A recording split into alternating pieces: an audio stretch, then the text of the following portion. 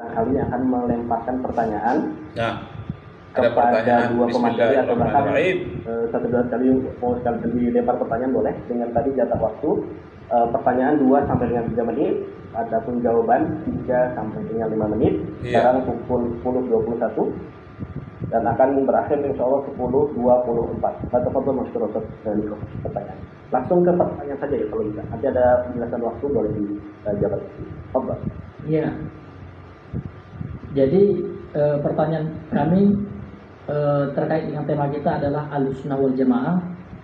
Maka pertanyaan saya juga kepada dua orang materi kita ya, Ustadz Uswah, Ustadz Fakri ya.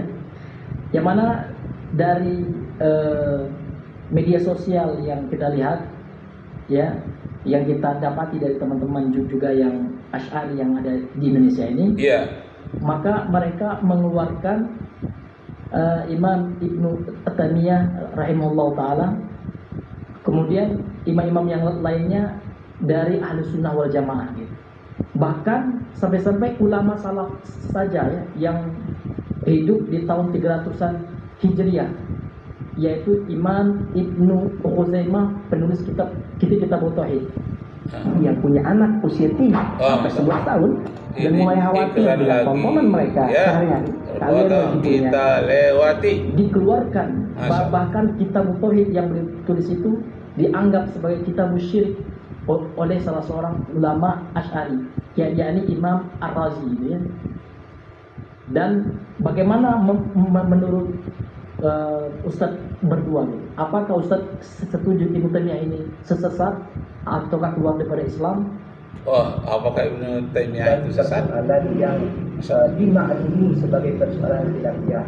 Kami dari golongan Asy'ariyah wal Maturidiyah tidak mudah mengeluarkan orang dari Ahlussunnah wal Jamaah. Maka Imam Ibnu Taimiyah itu beliau adalah Syekhul Islam dan beliau masih masuk dalam golongan Ahlussunnah wal Jamaah, walaupun dalam beberapa perkara beliau mungkin mutasyaddid, kemudian mujassim, itulah yang berbeda dengan Imam Ibnu Taimiyah. Saya sepakat dengan dia kita hadis bahwa beliau adalah alim bin ulama, tapi beliau kontroversial seperti Imam Ibnu Arabi, kemudian imam-imam yang lainnya yang juga kontroversial.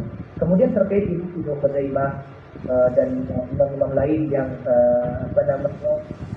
dianggap keluar dari Ahlussunnah wal Jamaah. Nah, memang begitu rasanya kalau kita dikeluarkan orang dari Ahlussunnah wal Jamaah, memang begitu rasanya, agak kesal gitu ya. Kita kan benar, tapi kenapa dikeluarkan dari Ahlussunnah wal Jamaah? Mohon dimaklumi saja. Jadi ada ulama seperti Imam Razi menganggap Imam Ibnu Khuzaimah salah. Itu kan dalam pandangan Imam Ar-Razi, dan kita maklumi itu, kita memahami itu.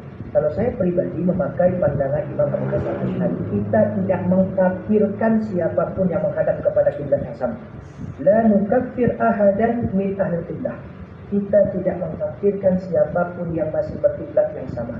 Allah masih Tuhannya, Rasulullah SAW masih nabinya, Al-Quran masih pedomannya, kita tidak mengkafirkannya. Walaupun dia misalnya berbeda dalam beberapa hal dengan kita, dia salah dalam hal itu. Kemudian ilmu kalam. Nah, ini menarik. Jangan dinukil sebagian lalu dibuang sebagian yang lain. Imam Syafi'i itu ahli kalam. Dan beliau sendiri yang mengatakan. Diriwayatkan oleh Imam Al-Baihaqi dalam kitab Manaqib Imam Asy-Syafi'i, beliau nukilkan riwayat itu pada halaman 453 sampai 454, moga-moga sama cetakan kitab kita, bahwa kallama Syafi'i yawman ba'da fuqaha. Imam Syafi'i suatu kali berbicara dengan sebagian fuqaha. Pada qaqa'adaihi wa qaqa. Maka Imam Syafi'i pun agak berdalam-dalam membahasnya, agak rinci begitu. Wa talaba wa dayyaqa. Kadang Imam Syafi'i melebarkan pembahasan, kadang menyempitkan. Faqila, maka ada yang berkata kepada Imam Syafi'i, dikatakan, ya Aba Abdillah, wahai Abu Abdillah, ini ahli kalam. Ini pembahasan alul kalam loh, bukan pembahasan kita. La li ahli halal wal haram. Bukan untuk orang yang membahas halal dan haram. Faqala, apa kata Imam Syafi'i? Ahkamna dzaka qabla dzaka. Ahkamna dzaka qabla hada. Kami lebih pandai ilmu kalam itu daripada ilmu halal dan haram. Nah, jadi Imam Syafi'i itu pandai ilmu kalam. Jadi jangan dipotong seperti sebagian. Nah, kenapa ada ungkapan Imam Syafi'i kalau bertemu bukan ahli kalam nanti dilecut dan pula segala macam, itu ahlul kalam yang sesat, bukan ahlul kalam waktu perang. Nah, itulah. Jadi orang yang mempelajari ilmu kalam, ada sekelompok ahli kalam yang terlalu liberal, nah, itulah yang sesat. Begitu juga orang belajar filsafat, ada orang yang mengamalkan mempercayai filsafat yang terlalu liberal, disitulah dia haram. Bukan seluruh filsafat itu haram, tidak. Ilmu kalam begitu juga, bukan seluruh ilmu kalam yang sesat, tidak. Ada oknum-oknum di kalangan orang yang ahli kalam ini yang tersesat. Begitu juga orang ahli filsafat ini, ada beberapa oknum yang tersesat. Di antaranya yang tersesat di bagian filsafat itu, mereka mengatakan bahwa alam semesta ini tercipta sama dengan Allah Subhanahu wa taala. Jadi ada dua yang kekal. Allah kekal, alam semesta juga kekal menurut mereka. Nah, ini filsafat itu kan induk ilmu dalam bidang sains. Dalam bidang sains fisika juga ada hukum kekekalan materi namanya. Jadi materi ini kekal, tidak akan pernah musnah. Yang ada adalah perubahan bentuk. Umpamanya kertas yang kita bakar.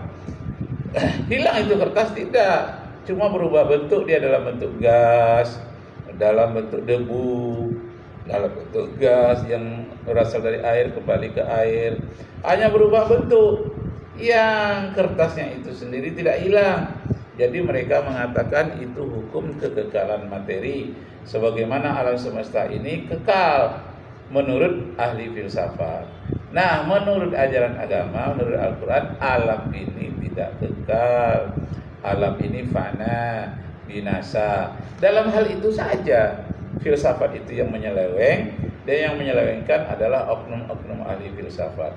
Jadi filsafat itu tidak haram. Yang haram itu adalah bagian dari pendapat beberapa oknum yang mengatakan alam ini kekal.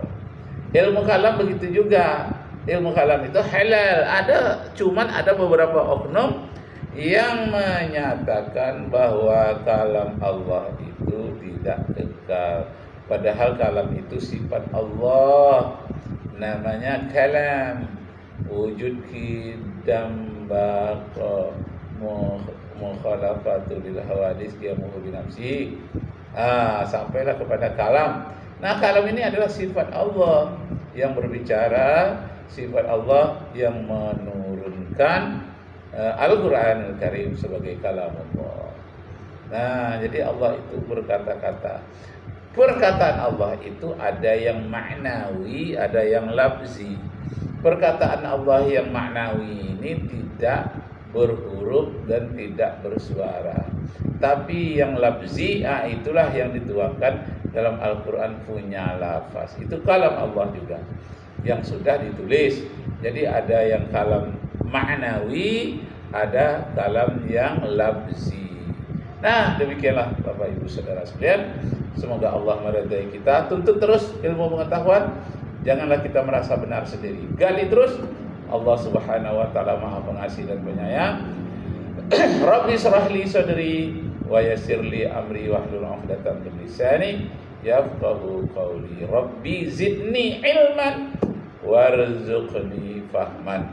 Wassalamualaikum warahmatullahi wabarakatuh.